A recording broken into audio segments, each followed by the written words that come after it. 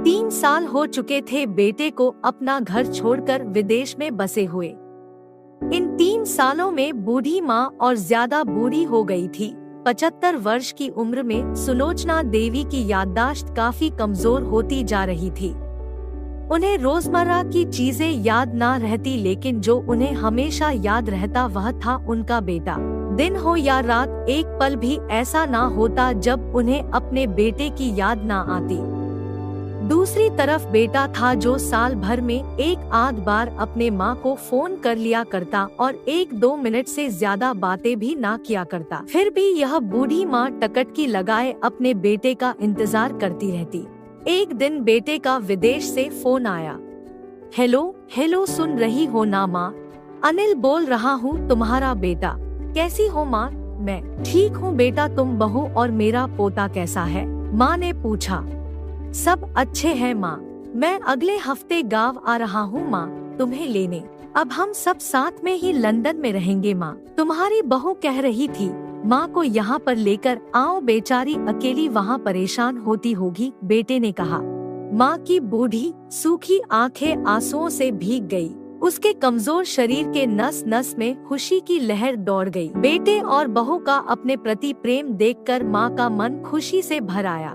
बेटे ने आगे कहा, माँ तैयार रहना माँ, मुझे ज्यादा दिन छुट्टियाँ नहीं है। जिस से जितने पैसे लेने हैं लेकर रखना, तब तक मैं प्रॉपर्टी डीलर से बात कर लेता हूँ। घर के लिए माँ ने पूछा।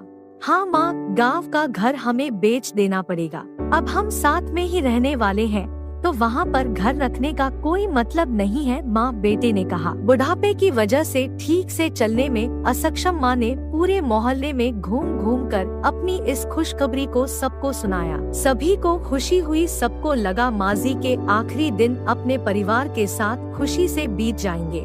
घर वापस आकर माँ ने अपने घर के कोने कोने को ऐसे देखा जैसे वह अपने दूसरे बेटे को देख रही हो। देखे भी क्यों ना, उस घर को अपने बेटे से कम थोड़ी समझा था।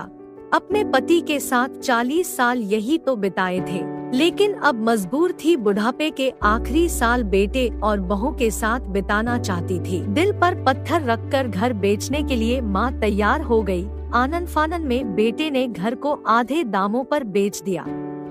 माँ ने ज्यादा नहीं, लेकिन जिन चीजों से दिल लगा था उन चीजों को समेटा और बेटे के साथ टैक्सी में बैठकर एयरपोर्ट के लिए चली गई। एयरपोर्ट पर आकर बेटे ने माँ से कहा, माँ तुम यहाँ बेंच पर बैठो, मैं सामान और बोर्डिंग पास की जांच करा कर आता हूँ। वहाँ वक्त लगता है और खड़ा रहना पड़ता है, तुम्हें तकलीफ होगी, तुम यही आराम करो। मैं यूँ गया और यूँ आया। माँ बेंच पर बैठ गई और बेटा अंदर चला गया। काफी समय हो गया, बेटा वापस नहीं लौटा। माँ सोचने लगी ज्यादा भीड़ होगी इसलिए देर लग रही होगी।